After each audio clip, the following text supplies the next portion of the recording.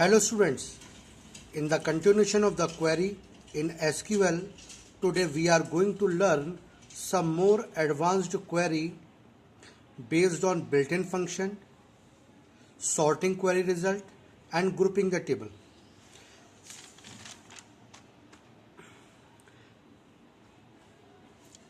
Suppose we are having a table student which is having these column ID, name, class, marks, grade and date of birth.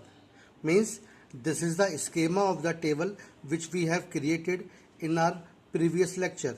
So let us consider we are already having a table with these column ID, name, class, marks, grade and date of birth. Now we are going to perform some query over this. These are some built-in functions. Built-in functions are those functions which are already predefined and we can directly use them. Sum, it is for addition. Average, it is for calculating the average, AVG. Max for maximum value, min for minimum value. Count to count the number of rows. Suppose the question is this: display average marks of the student of class 12. Note out this question in your notebook also. I am dictating display average marks of the student of class 12. Then we will write the query in this way. Select AVG marks from table name, that is student. Now the condition, we write the condition in where clause, where class equal to 12 semicolon, in this way. Now very important question, you will find this question in your exam, that is count number of rows which are having class 12, or this question will be asked how many students are in class 12. Means if it is there, count how many students are in class 12, then you have to write the query to count the number of rows. To count the number of rows, the query will be select count bracket में asterisk, select count asterisk from table name, that is student. Now the condition where class equal to 12 semicolon, in this way. Means whenever there is like this question, count number of students having grade A, count number of students are in class 12, count number of students who are having marks in the range of 50 and 60, whatever is there. Means the question is like that, count the number of students. Then in that case you need to write count asterisk. Count asterisk means count number of rows, because if it is asked how many students are having marks above 90, then it directly means that it is asking you to count how many rows are there in which marks is greater than 90%. ये बात ध्यान रखनी है हमेशा, जब कभी भी question आएगा एग्जाम में, count number of student, count number of employees, count number of books, anything like that. तो in that situation आपको number of rows count करनी है. जैसे हमने बोला count number of student, तो इसका मतलब हुआ count number of rows, because one row specify one student. So remember this. और बिल्कुल डायरेक्टली बता रहा हूँ, नो कन्फ्यूजन, जब भी काउंट वाला क्वेश्चन आएगा आपको काउंट एस्ट्रिक लिखना है. आप चाहो तो यहाँ पे कॉलम की वैल्यू भी लिख सकते हो. जैसे मैं आपको एक और क्वेरी दिखाता हूँ. Suppose the question is this, count how many names are starts with A. तो फिर आप इसको ऐसे ले सकते हो, सिलेक्ट काउंट ब्रैकेट में name from table name where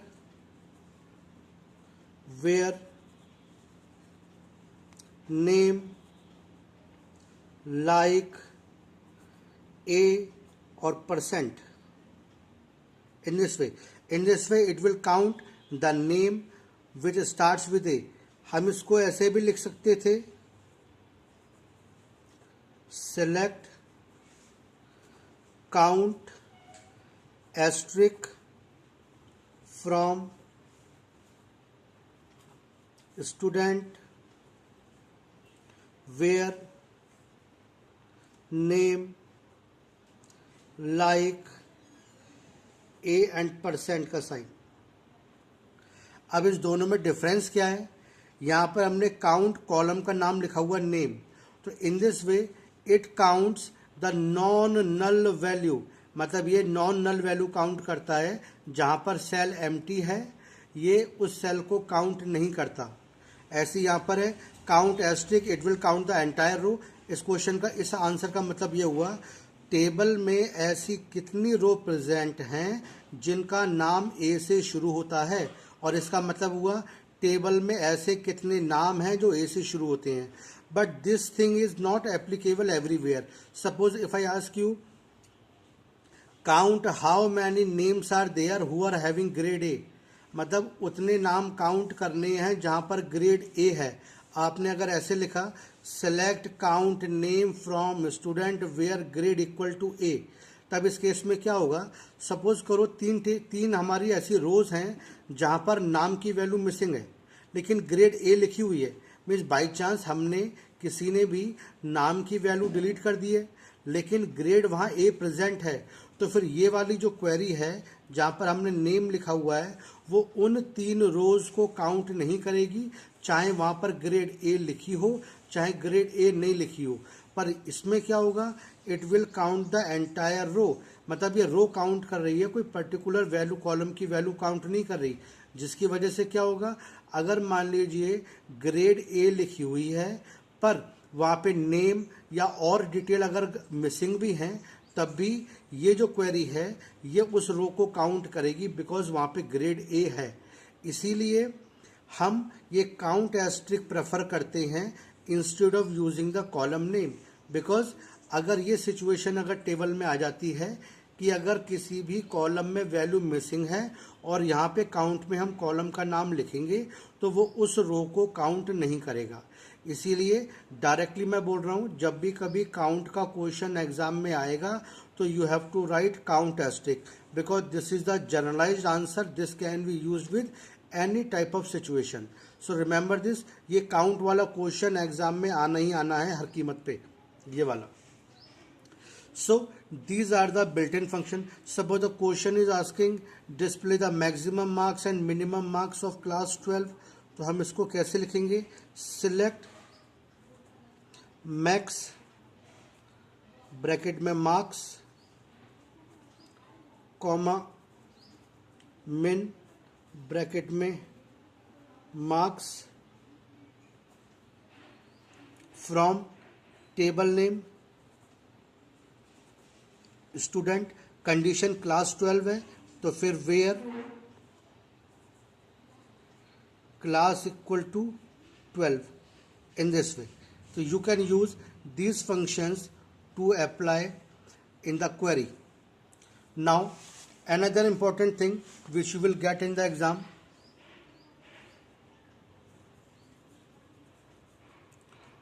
sorting query result, मतलब हमें क्वेरी का रिजल्ट सॉर्टेड ऑर्डर में दिखाना है। सॉर्टेड ऑर्डर मीन्स असेंडिंग या डिसेंडिंग ऑर्डर में दिखाना है। तब हम कैसे लिखेंगे? तो हमें क्वेरी लिखने के लिए तो select columns from table name, condition लगानी है तो फिर वेयर इसके साथ में कंडीशन, और ऑर्डर करने के लिए हम लगाते हैं ऑर्डर बाय कॉलम नेम। ये कॉलम के नाम, टेबल का नाम, कंडीशन, ये कॉलम का नाम, ये सब क्वेश्चन में गिवन होगा। जैसे you will find one question from this, very important, मतलब ये क्वेश्चन एग्जाम में मिलेगा ही मिलेगा ऑर्डर बाय का, ठीक है। जैसे question is this, display the details of the student in the descending order of marks, तो we will write select asterisk, because question क्या बोल रहा है, डिस्प्ले द डिटेल, कोई कॉलम का नाम स्पेसिफाई नहीं है, तो डिटेल का मतलब सारे कॉलम, सारे कॉलम का मतलब एस्ट्रिक, तो select asterisk from table name that is student. अब कोई कंडीशन गिवन नहीं थी, डायरेक्टली क्या बोल रहा था, display the information of the student in the descending order of marks, तो कंडीशन नहीं है, वेयर क्लॉज नहीं आएगा, सीधा ऑर्डर करना है, तो फिर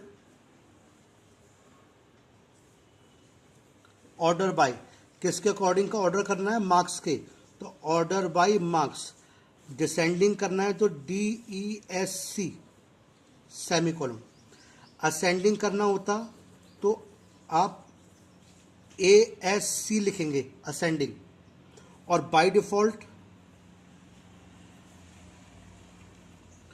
ये असेंडिंग ही होता है, तो मतलब अगर हम मैं यहाँ पे लिखता हूँ ऑर्डर बाय मार्क्स और यहाँ पे अगर कुछ भी नहीं लगाता हूँ, इतना छोड़ देता हूँ, तो ये बाय डिफॉल्ट असेंडिंग करेगा। जैसे सेकंड क्वेश्चन ये बोल रहा है, display name and marks of the student in the alphabetical order of grade, तो फिर हम लिखेंगे select name comma marks from student, order करना है तो फिर ऑर्डर बाय किसके, ग्रेड के, तो ऑर्डर बाय ग्रेड, अल्फाबेटिक है तो ASC, अब ASC चाहे लगाओ चाहे मत लगाओ, ऐसे ही छोड़ दो, तो बाय डिफॉल्ट ये असेंडिंग ऑर्डर में ही अरेंज करेगा। Now the third question, the question is this, we have to display the information of the student of class 12 in the descending order of marks. अब इस क्वेश्चन में आपसे condition भी कर रहा है, बोर्ड में जो क्वेश्चन आएगा वो इन दोनों में से एक आएगा, बिकॉज ये 1 मार्क्स का क्वेश्चन होगा, तो आधा नंबर सिलेक्ट का है, आधा नंबर ऑर्डर का है, ठीक है। 1 मार्क्स का क्वेश्चन होगा तो आधा नंबर सिलेक्ट लाइन का होता है और आधा नंबर ऑर्डर का होता है, इसीलिए अगर आप प्रीवियस ईयर के बोर्ड के क्वेश्चन पेपर देखोगे तो उसमें जब ऑर्डर वाला क्वेश्चन आता है, सॉर्टिंग का क्वेश्चन आता है क्वेरी का, तो उसके साथ में कंडीशन नहीं दी होती है, पर ऐसा नहीं है कि आ नहीं सकती, बिल्कुल आ सकती है, तो हम क्वेश्चन कर रहे हैं अब कंडीशन के साथ। जैसे क्वेश्चन ये बोल रहा है, display information of the student of class 12 in the descending order of marks, तब हम क्या लिखेंगे, सिलेक्ट एस्ट्रिक फ्रॉम स्टूडेंट, तो क्वेश्चन में पहला पार्ट ये था, display information of the student, information means entire record, to display the entire record we write asterisk, तो सेलेक्ट एस्ट्रिक फ्रॉम स्टूडेंट। अब कंडीशन थी क्लास 12, तो फिर वेयर में, where class equal to 12, order भी करना था तो ऑर्डर बाय किसके, डिसेंडिंग ऑर्डर ऑफ मार्क्स, तो order by marks DESC descending. इस तरीके से एक बात ध्यान रखनी है कि ऑर्डर बाय हमेशा सबसे लास्ट में लिखा जाता है, बिकॉज ये जो क्लॉज हैं सिलेक्ट वेयर ऑर्डर, इनकी सीक्वेंस है, इनकी सीक्वेंस चलो आपको बता दें, ये बाद में नोट कर लेना, यहाँ पे बताते हैं नोट,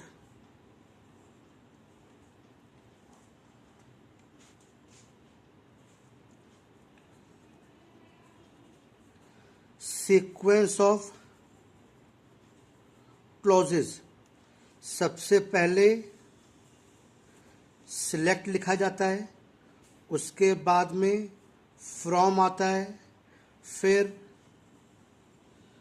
वेयर आता है, फिर ग्रुप बाय आता है, फिर हैविंग आता है, और सबसे लास्ट में ऑर्डर बाय आता है। ये जो वेयर है और ये हैविंग है, मीन्स ये वेयर और ये हैविंग है, इनका यूज कंडीशन लिखने के लिए होता है, ठीक है। And if you want to join multiple condition, तो मल्टीपल कंडीशन को एंड या फिर और से ज्वाइन कर सकते हैं।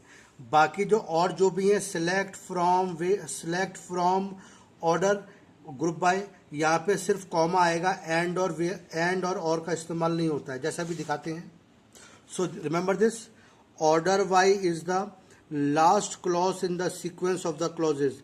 सो रिमेंबर दैट, पहले वेयर आएगा, लास्ट में ऑर्डर बाय आएगा, हमेशा ध्यान रखना है, ये चेंज नहीं कर सकते हम, ये प्री डिफाइंड है। So the question is display information of the student of class 12 in the descending order of marks. So what we have written, select asterisk from student where class equal to 12, order by marks DESC. Now the fourth one, जैसे question बोल रहा है कि आपको दो column के according sort करना है। जैसे question is asking display name and marks of the student in the descending order of marks and alphabetical order of name। मतलब पहले वो मार्क्स के डिसेंडिंग ऑर्डर में अरेंज करेगा, अगर मान लो दो बच्चों के मार्क्स सेम आ गए तो फिर उसके बाद में वो नेम के अकॉर्डिंग अल्फ़ाबेटिकल ऑर्डर में अरेंज करेगा, कि जिसका नाम पहले आता होगा डिक्शनरी ऑर्डर में वो पहले आएगा। तो मीन्स आप दो कॉलम के अकॉर्डिंग भी सॉर्ट कर सकते हो, अरेंज कर सकते हो। तो उस केस में क्या लिखेंगे, question is asking display name and marks, तो we will write select name comma marks from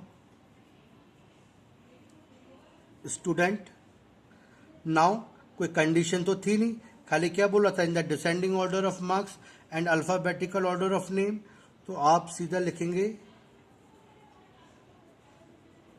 order by, पहले बोल रहा था डिसेंडिंग ऑर्डर ऑफ मार्क्स, तो order by marks DESC, comma, ध्यान रखना कॉमा, एंड नहीं आएगा, बिकॉज एंड और लॉजिकल ऑपरेटर हैं जो कंडीशन के साथ लिखी जाती हैं, और कंडीशन सिर्फ वेयर और हैविंग में लिखी जाती है, इसीलिए बाकी सब जगह कॉमा आता है। देखो यहाँ पर भी कॉमा है, इधर भी कॉमा।